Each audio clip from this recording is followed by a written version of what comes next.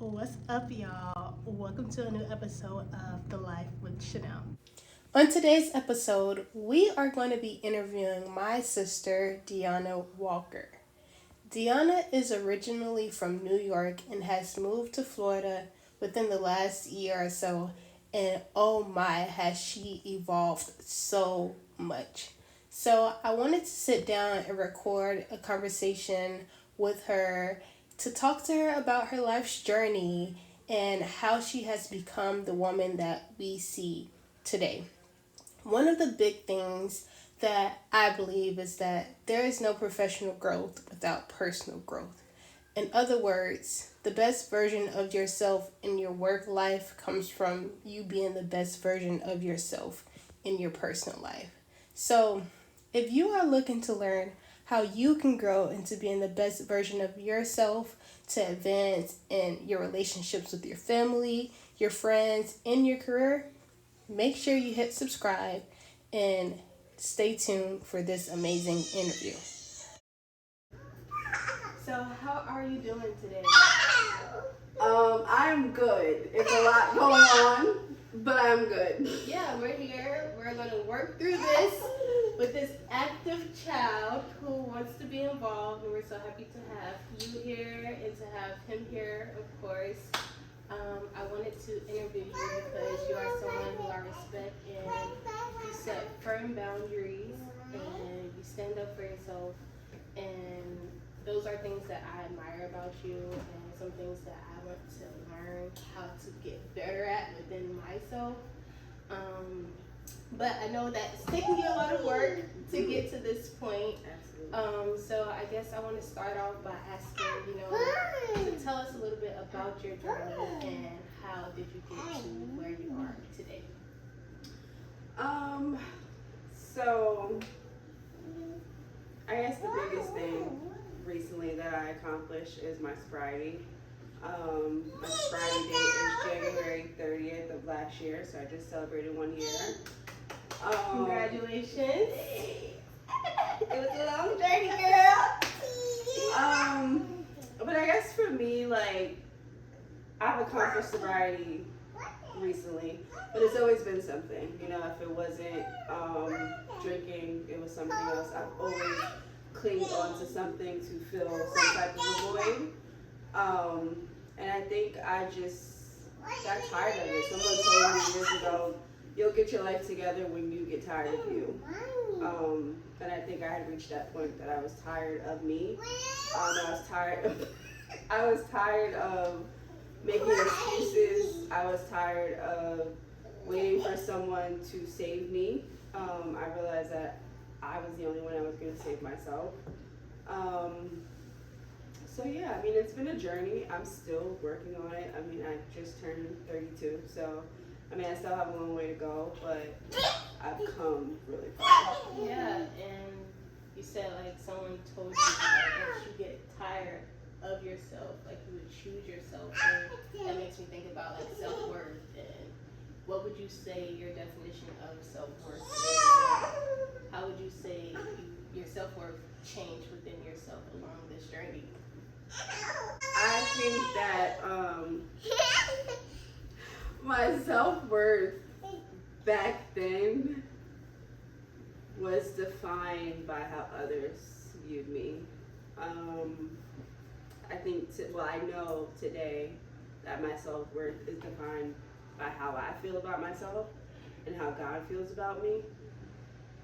And I mean, like I said, I'm still working on myself, so I still have days where, I doubt myself, or, I want approval from people or things like that. It's a never-ending process, but I think that it definitely changed from wanting other people's approval to wanting my own approval. Like, I genuinely want to like myself before anyone else likes me, because I have to live with myself. So whereas before I wanted to please someone else, I wasn't happy with myself. So yeah, I have to live with myself. So I have to be okay with myself. So whether that's someone not being happy with me, that I have to live with that, I'm okay with that. As long as I'm okay with myself, I feel like that's what my self-worth is loving myself. It's self-care. For me, it looks like therapy, journaling, things that I enjoy. So, how did you discover your true self, and what steps did you take to embrace who you truly are? Well, I think I'm still discovering myself. I think I'll always be discovering myself. But the steps that I took, I went to treatment. I was doing a lot of things I shouldn't have been. A lot of things that weren't healthy for me, harming myself in ways. And I feel like God put certain people in my life at that time that pointed me in the direction of treatment.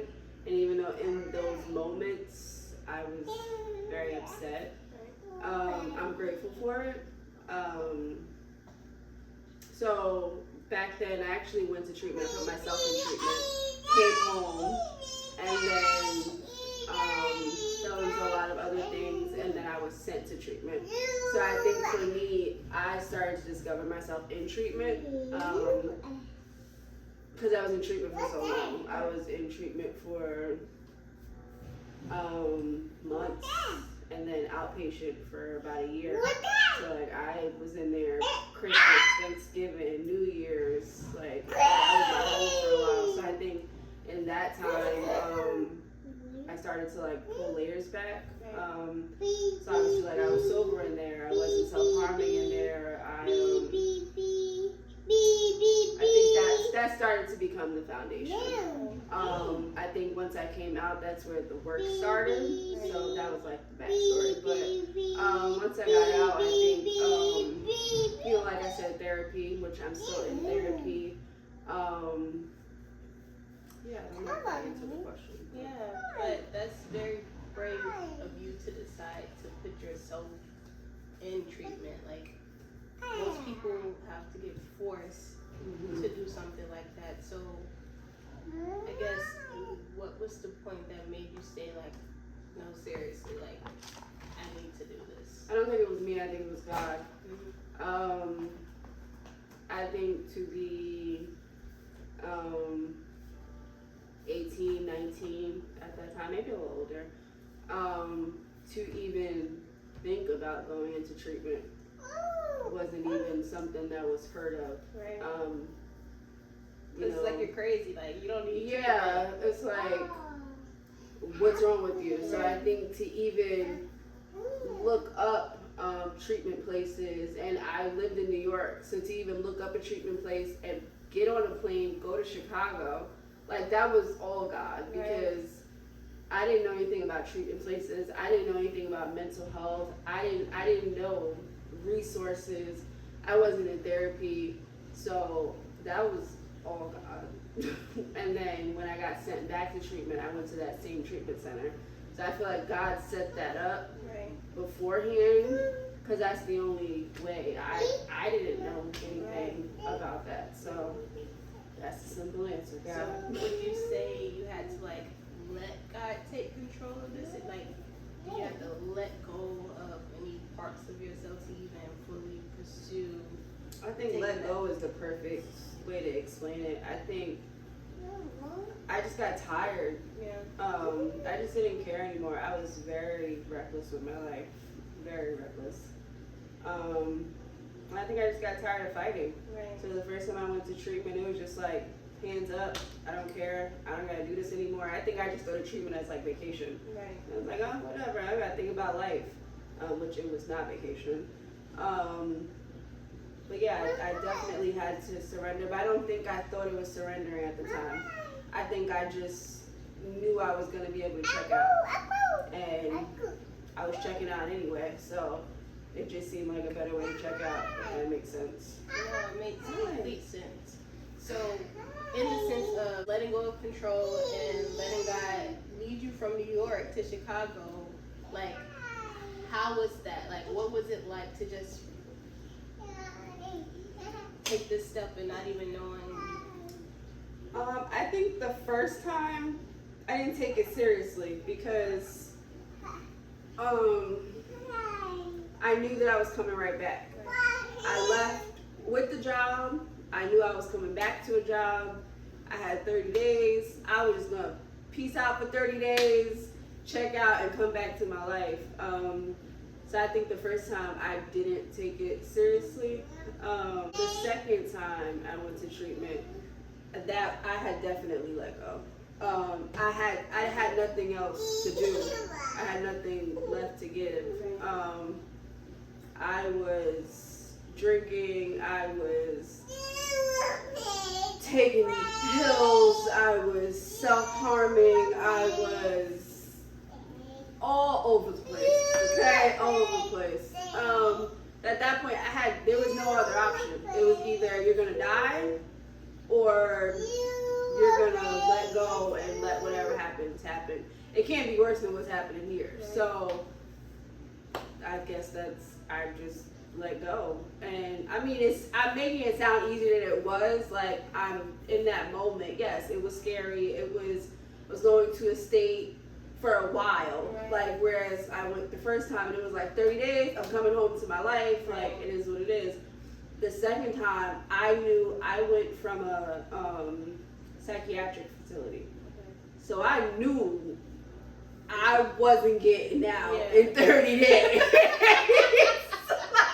Hey, this is not 30 days locked in. And I couldn't get out of the psychiatric facility unless my mom agreed to send me to that facility. Right.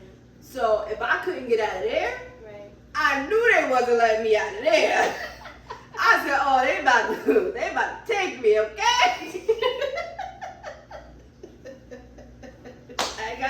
At that point, it was either I was gonna stay in the psychiatric facility or I was gonna go to this treatment place that I had been to already.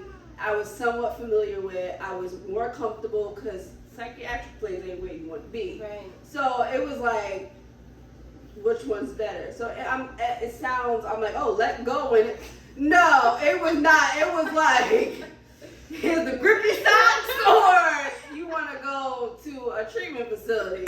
I'll take me for sure. Like I'm okay. So yeah, it wasn't just, oh, let go and let God. It did turn out that way, but it was a struggle going through it. Absolutely. Rejection is something that we all experience and go through. So, how have you learned to manage rejection, and how has it shaped you to grow? And do you even think rejection played a part into you having to go into treatment? Like your story leading up to that. Do you think rejection played a part in that? Yeah. At the end of the day, I'm my own person, so I will never blame the things that I've done or, all of that on other people. But yeah, rejection definitely played a part. First, rejection within myself. We'll start with that. I didn't show up for myself, so. But yeah, I think rejection from parents for sure. Rejection from my mom. Eventually growing up in a household with my stepdad, dealing and navigating with that, being super close to him, that being my father, to us not having a relationship, that plays a part.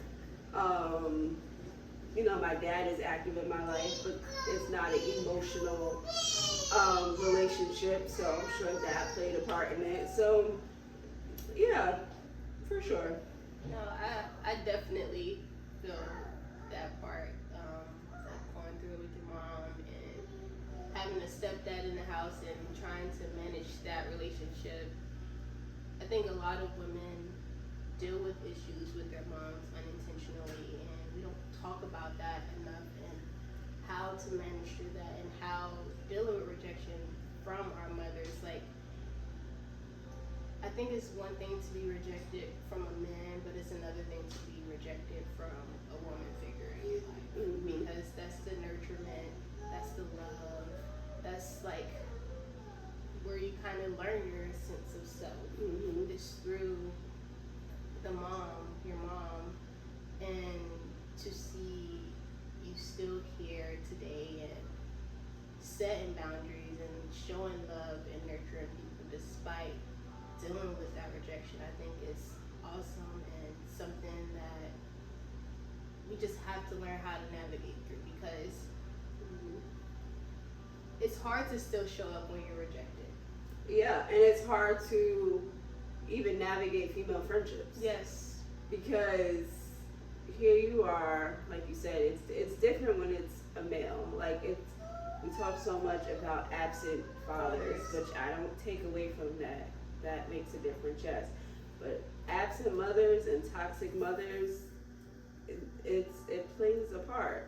For me, like, I know that in my head, I have to work on the fact that I'm like, okay, well, I don't stick to my mom. I don't have that relationship. I can cut any relationship off. Right. Like, if the person who brought me into this world, I can cut that person off, or if that person can cut me off, whatever the situation is, Right. anyone's disposable. Right. I'm disposable. So even trying to navigate that, like, or even a romantic part, like, it doesn't even have to be friendship, just relationships in general, like, everyone becomes disposable. Right. So that's something that I'm working on as well, that just because that relationship didn't work, even though it is my mom or my dad or whoever, like, they're just vessels. Right. Like, they are on their own human experience, and they are just the vessel that brought me into this world. They don't dictate my relationships. It's easier said than done, and I'm working on it, but it's hard. I like how you said that, like, they are just vessels, but they don't determine who I am, because I think a lot of times when we go through things, we try to say what our parents did is the reason that we are the way that we are now. And yeah, at one point, maybe it was acceptable to say because of my mom or because of my dad, I act this way. But once you really grow into who it is that you want to be, you realize that yes, I may do something similar to my parents, but I'm not. I think that's the answer to continue passing down generational trauma and all of that. Like, yeah, it is. That's the easy answer. It's easy to just be like, well, I'm just like my parents, or I'm just, it's easy, but it doesn't make life. I don't know. It might make life easy. For some, because I remember we were talking once, and we were talking about how, ignorance is bliss. Absolutely. So it's like, it's easier to say, well, it's because my parents, I'm like this, until you really learn that I'm my own person outside of my parents. Yeah. And then you can't keep blaming them. Yeah. And then you have to actually deal with your emotions and your mental health and your physical. Like, you have to start dealing with all of those aspects. You have to like yourself. Yes. So now you know that, and now you have to live with yourself. So, I mean, you can live with yourself, you might be miserable. So, I mean, it's hard work to change and to work on yourself, and, to be the one that doesn't want to, be like your parents. But, I mean, you gotta like yourself, so. Yeah. So that makes me say, now that you're understanding yourself more, how do you actually ensure that all aspects of your life, mentally, emotionally, physically, and spiritually, are working together? So my deep breath, that's something I'm working on.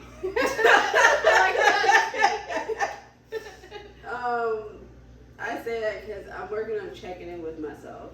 I just be going and going and going, and sometimes I forget to breathe.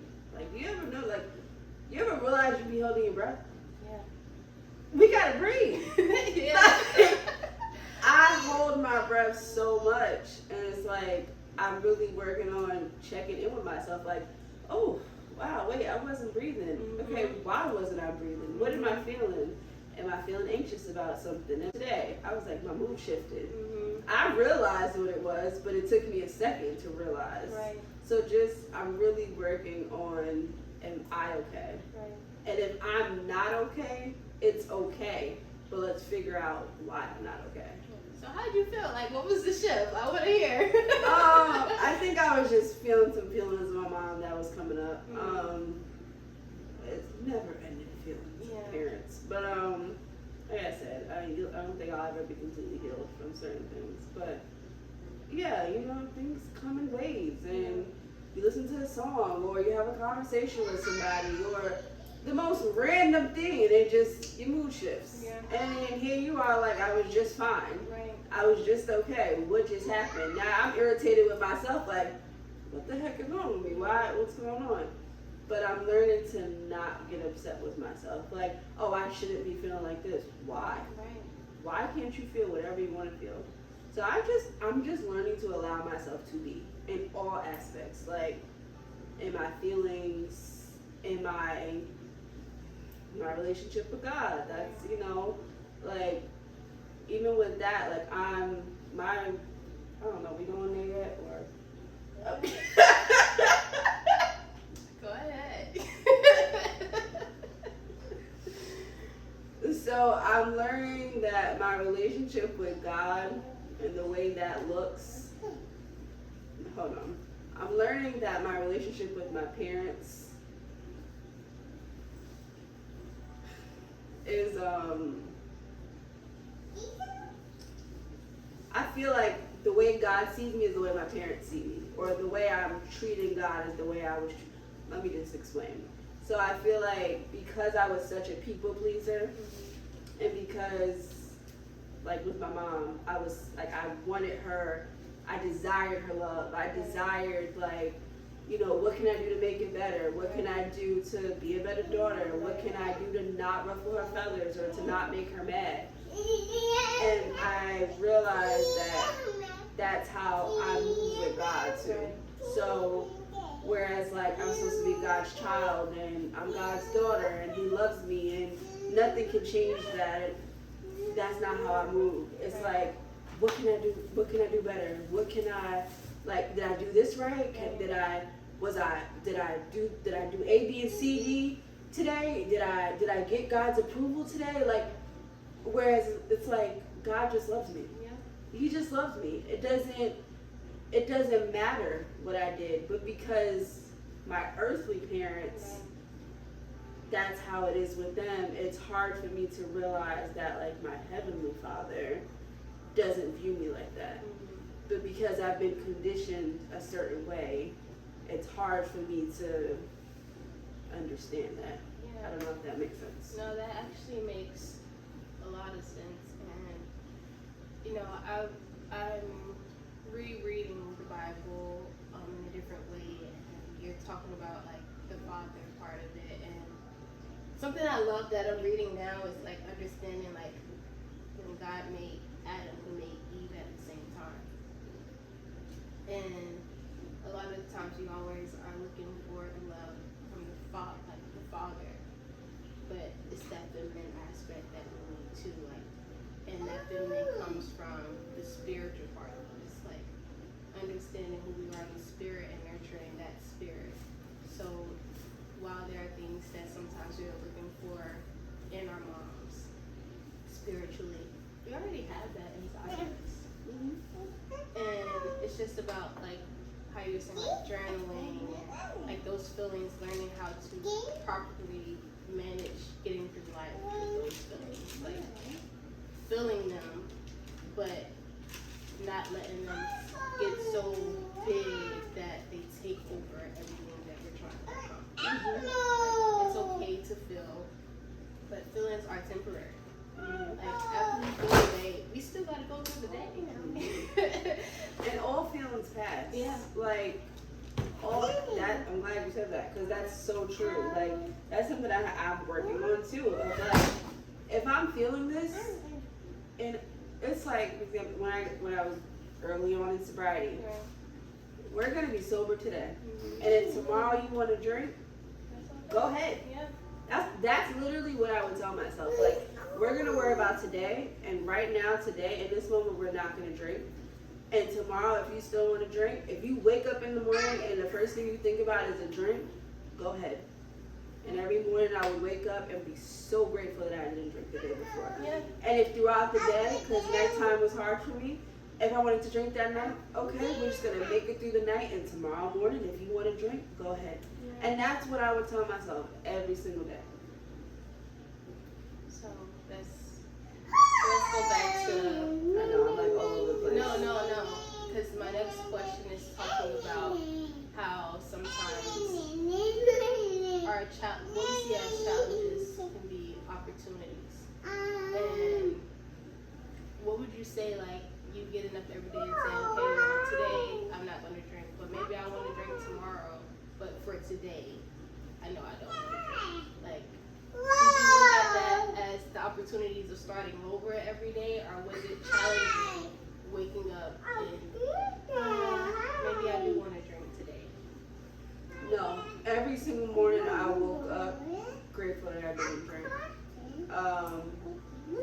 Now, like I said, it's not throughout the day. Yeah, it might have gotten challenging, but I'm still like that today. Like, I still have moments where I'm like, oh, cleaning my apartment. It would be nice to have a glass of wine or I mean, I think that's normal.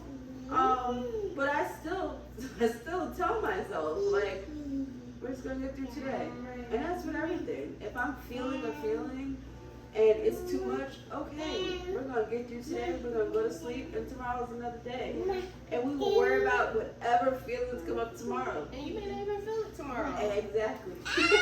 The other day, I was having such a rough day. Listen, I laid on this floor and just cried, okay? Got up and went to sleep and said, I'm over it. Tomorrow we will try again, and we will see what's going on tomorrow. I just literally take it day by day. I say it all the time, one day at a time. So with everything that you've been experiencing personally, and like learning about yourself and navigating relationships with your parents, like how has all of that trickled into your professional work and the things that you do in your career? Like how would you say your personal life affects your professional life? My professional and my passion for my profession came before my life challenges, so to say. Like, I always said I was going to be a social worker since I was like 12. Didn't know what the heck a social worker did, what the heck a social worker was. I just told everybody I was going to be a social worker, and I just know that they help people, and that's all I want to do. I think over the years, I've like navigated more towards like therapy and being in speech psychology and working with kids in the foster care system. It's helped me in everything. Working in group homes, working with kids, even though I wasn't a foster child, like I know every situation is different, but I know what it feels like to want a parent's love. I know what it feels like to live in a home and it's a little awkward and uncomfortable. You don't know if you want to come out the room. You don't want to, ruffle anybody's feathers. You just gonna stay quiet. You walk out the room, now you're in trouble. You don't even know what happened. Like, I know what all of that feels like. So I feel like I'm able to show up in a way that's just genuine. I think I can honestly say I think that I just go to work now, previously, especially working in a group home, and I'm just me. Yeah. Like I'm just me. I show up myself because I understand.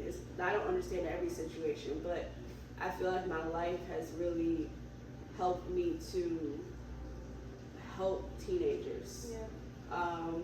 Working in a group home and having girls that were currently self-harming or things like that. I'm coming from a place where it's like, I'm not telling you need to stop doing this, you need to stop doing this because this.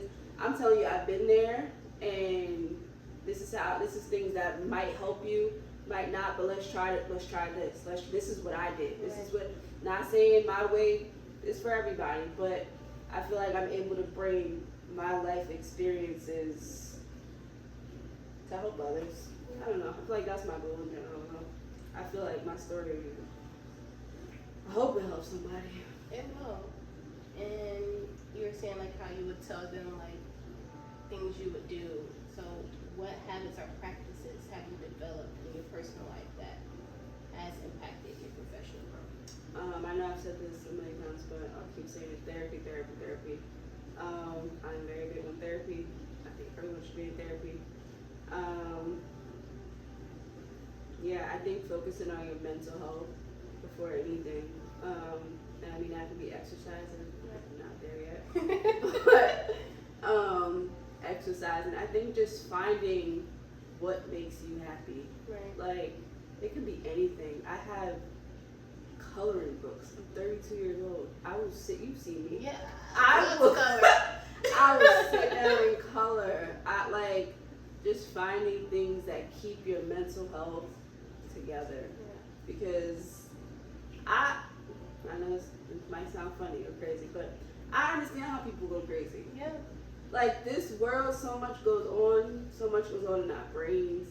We are retaining so much. Mm-hmm. This world is sad. Mm-hmm. We gotta keep going. We gotta get up and go to work every day. We gotta take care of this. We gotta see this on the news. We were not meant to consume all of that. We were not meant to do all of that. And then we still gotta function every day. We still gotta show up every day. We gotta go to work. We don't make enough money. It's just never ending. And we're supposed to just keep going. So I think I'm very, very big on mental health. Very big. I think if your mental health is not right, nothing is right. Yeah. You can't do anything. Because I'm a prime example of that. Your mental health's not right. I lost a job, lost this, lost that. You can't do anything if your mind's not right. Right. So do you believe that your success in your career starts with understanding yourself first? That's a good question.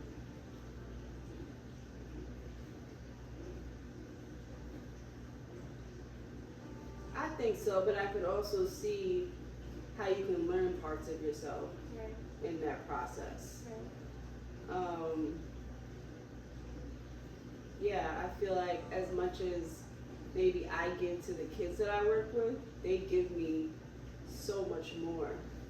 Like, I learn so much from them. So I feel like I don't know. I agree with you because I think who you are as a person kind of helps you navigate through your career.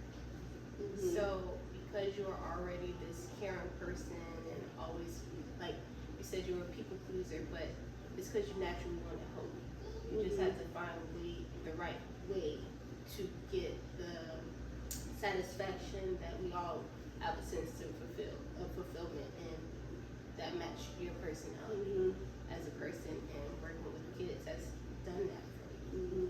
So yeah, I do think your success from your career started from your personality, because if this wasn't just naturally in you, I don't think you would be able to make the same impact that you've been able to make.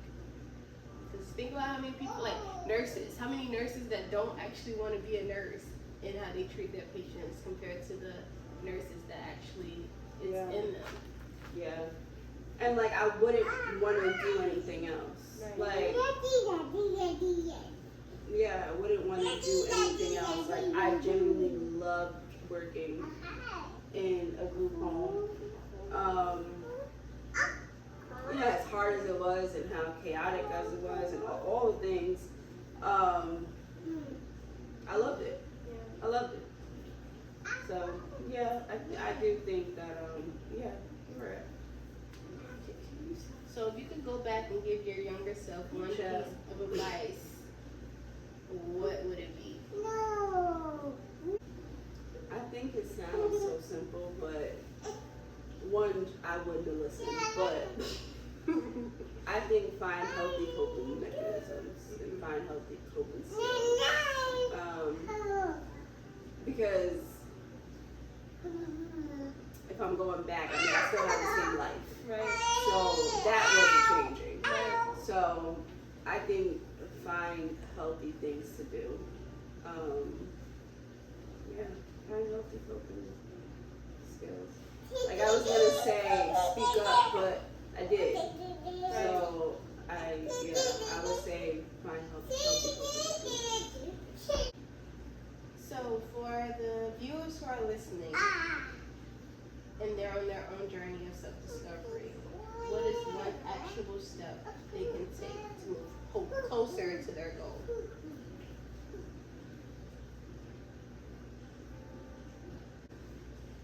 Get yourself a journal, a good pen, because you're going to be writing a lot, a Bible, Mm-hmm. to help you find therapists with baby steps, and write. I've always been a writer. Yeah. Like, I would write and write and write. It's something I'm trying to get back into now. Write, journal your feelings, your thoughts. It don't matter if you just write, today I was mad. Just let it out, because the mind is a dangerous place to be in. And sometimes people don't have people to talk to. Yeah. You'd be surprised. Just write. That's what I would say. Start by writing. Journal. Sounds simple, but No, I love journaling. I journal. I have 1,000 notebooks. for sure. So you're talking about the Bible, and how would you say implementing the Bible into your life has helped you? I think the Bible is something that I'm working on. I didn't grow up reading the Bible. I didn't grow up, with a relationship with God or anything like that. So this whole discovery is new to me. Right. Yeah, I really don't have much to say on the Bible. It's still very new. As far as God and my experience with God, I can speak on my experience and how I know God has showed up in my life. But the Bible, yeah, I am on Genesis. That's a good place to start. I read different parts, Yeah. but as consistently, I am on Genesis 32. Okay, that's as far as I got. Your experience with God, I believe, is always greater than just reading. Mm-hmm. Because sometimes you don't always understand what it says. I can't tell you a specific Bible verse, but I can tell you where God showed up, where I was at, where He brought me to, where He brought me from. I can tell you that, but as far as a specific Bible verse, So this is gonna be my last question. Where's my bag? I know. But my last question is, what does evolving mean to you, and how do you plan to continue to grow in the future? It's 2 questions in one. yeah, read just the first one. Okay. Then you gotta break it down for me. What does evolving mean to you? Never ending changing. Never ending changes? Yeah. Never ending self-development. I like that better. How do you plan to continue growing in the future? I feel like I learn something new about myself every day. Like, when you're younger and you think your 30s, like, you're gonna be so old. Like, what? 30? Like, what? Like, I thought, I never wanted to get married, but I thought, like, the kids and you have the career and, like, you have your life together, and that is not what it is. Okay? Yeah. Thank you. Bring that here. It's my hair, right? Oh. I think just continuing to learn myself and being okay with whatever shows up. Continuing to work on myself. Me personally, like some of my goals, finishing school, trying to get to the gym. Don't know. Girl, I'm not there either. That's a never-ending process, okay? And then what they don't tell you about sobriety, you crave sweets. So it's like, I'm gonna go there. But yeah, the gym, finishing school, and continuing to just work on my happiness. I mean, I don't think anybody's happy every day, but I have a lot of things I'm still working on. So continuing to work on myself, continuing to discover myself, continuing to heal, continuing to accept myself. Yeah. I'm so happy that we got to do this. I was so nervous. I'm sure you were so nervous. That was good. I'm like, give me some more questions. I know. We gotta do this again, like in a couple of months, like to see where has life taken us and like how we've grown from today and until a couple of months from now. Because change happens fast.